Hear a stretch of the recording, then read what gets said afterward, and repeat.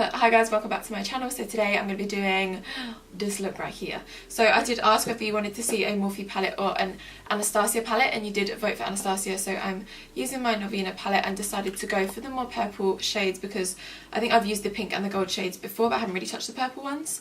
And this is basically going to be a more in-depth eyeshadow tutorial because I did ask kind of what you want to see from me in 2019, and a lot of you said kind of more in-depth kind of eyeshadow routines, and I feel like, I mean, that's what I'm here for, right, is to give you a tutorial. So I promise you it's not as hard as it looks. With a little bit of practice and the right brushes, you can get any kind of eyeshadow look that you want. So if you want to see how I achieve this and learn some little tips and tricks, then make sure to just keep watching.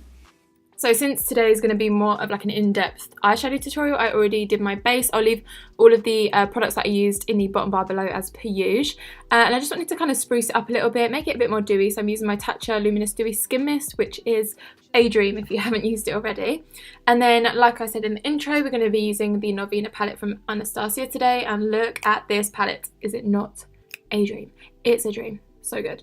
And I was kind of trying to figure out what kind of shades I wanted to use, but I feel like I've kind of done the pinks, I've done the gold shades, but I hadn't really dipped into the purples too much. So I'm still going to start off with Incense, the kind of nice muted kind of a brownie shade. It's more like a deep skin tone, and I'm using that as my transition colour. And a transition colour is basically a colour that you put down which is quite similar to your natural skin tone, and it just makes it a lot kind of smoother when you're blending in other colours. So it's just it kind of acts as your base, just makes it so much easier to blend in.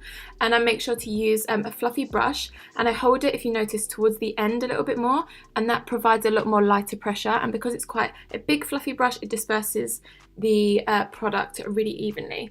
And keeping that same brush, I'm going to dip into Love, which is the nice kind of light pink shade, and I'm going to do the exact same thing. It's just that now that we already have Incense down, it's going to make our job so much easier because colours are a little bit more difficult, I guess, to blend out because you have to be a little bit more precise. But with this one, I'm just taking a very small amount at a time. As you saw earlier, I did tap off the excess, and I think that's really, really important, just to make sure that you're not adding too much, because it's, I mean, I literally say it all the time, it's really hard to take product away, but it's easier just to kind of build it up as you go along. So I'm just doing the same kind of windshield wiper motions, little circular motions to blend that in. And I did also take that into the kind of inner portion of my brow to blend it nicely with my nose contour. And then next, I just dipped into Soul, which is more of the purpley kind of bluey shade. And again, I'm taking the same brush. Honestly, you don't have to have tons of brushes to be able to do a really nice blended eye look. And actually, I think when you have some of the other colours already on the brush, it can actually make your life like a little bit easier.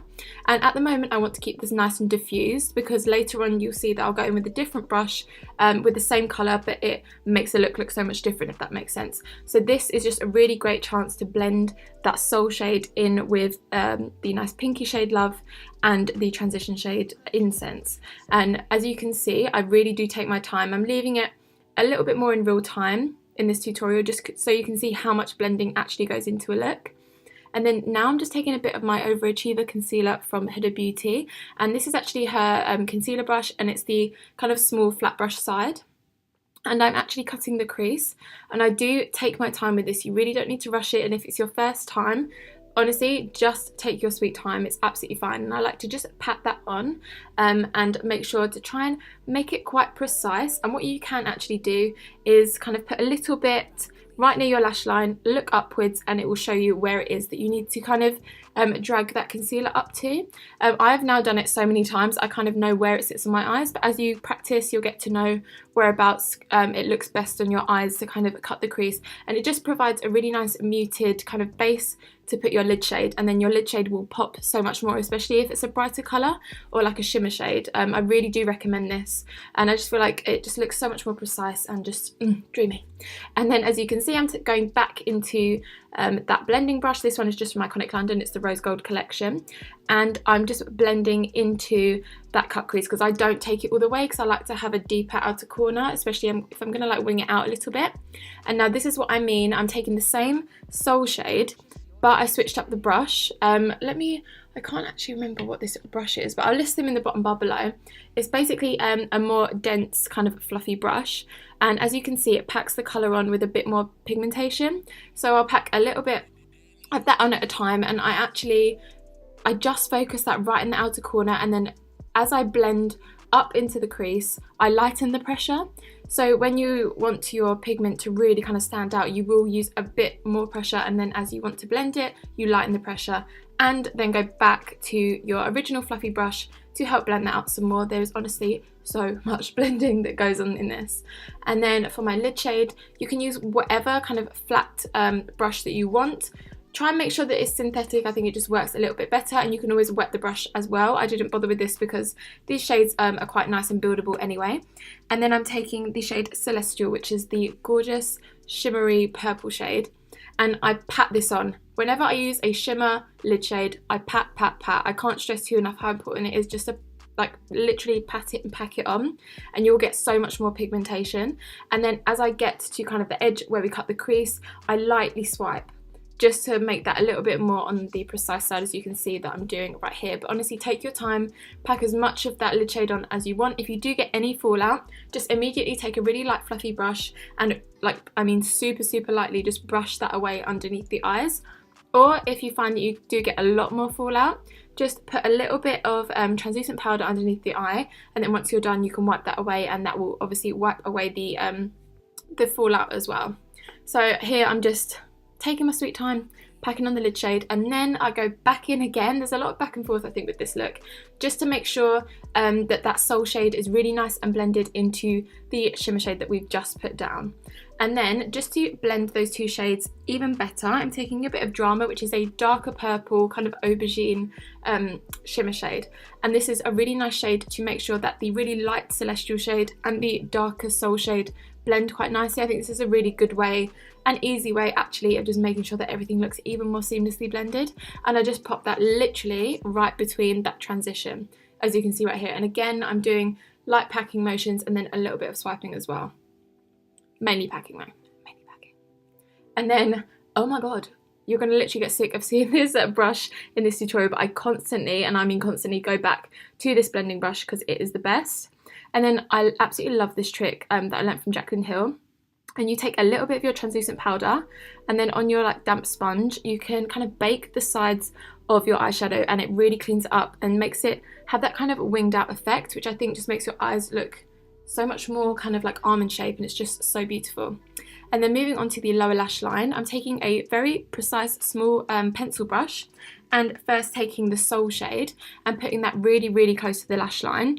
And then as you can see now, I've picked up a little bit of Love, which is the pink shade, and I'm dragging that slightly lower and blending it into the Soul shade with a more fluffy pencil brush. And the combination of this just kind of mimics kind of what we've got going on the top of our eye, but I prefer just to use the matte shades on my lower lash line rather than a shimmer, but you could totally go in with the shimmer as well. It is up to you, gal.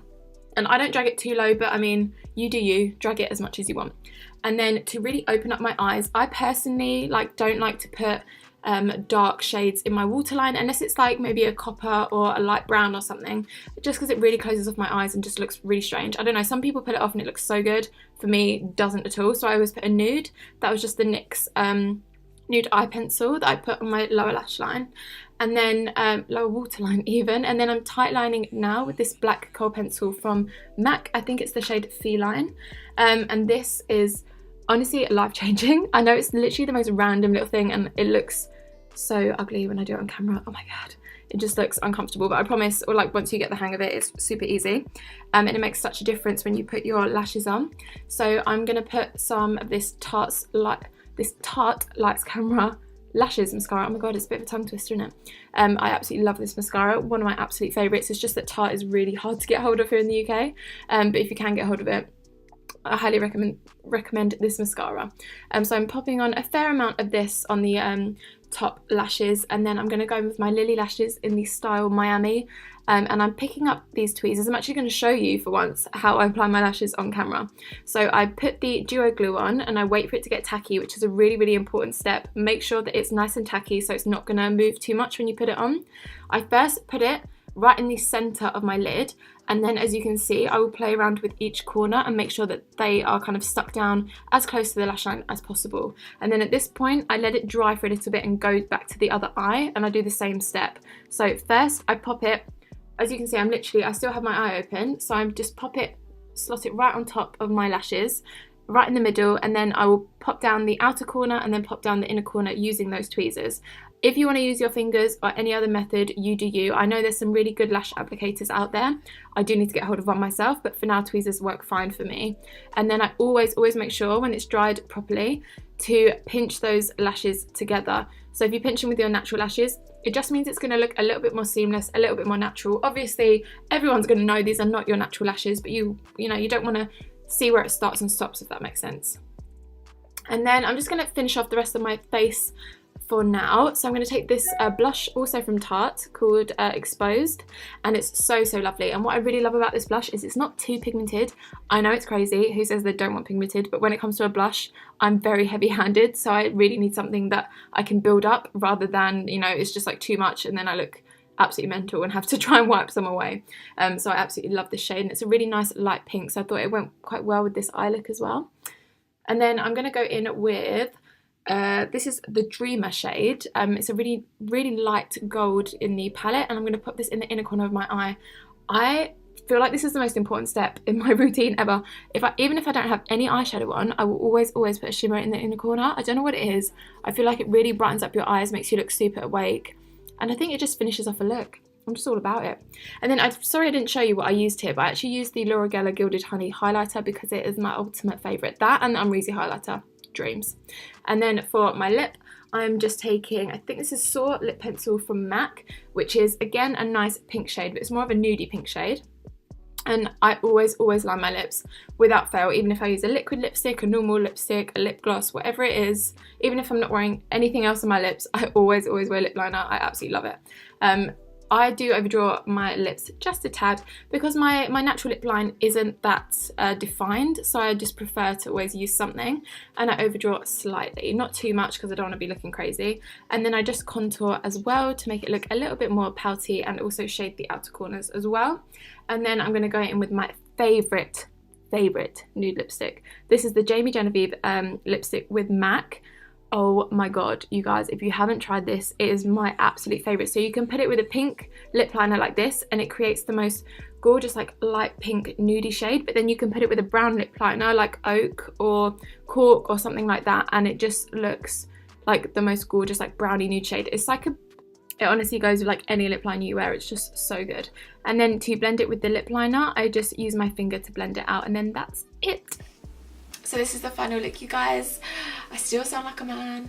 I can't believe it. I need to go take this makeup off, blow my nose and go to bed. I think that's what I need to do. But if you did like this video, please make sure to hit that like button and subscribe to my channel if you haven't already.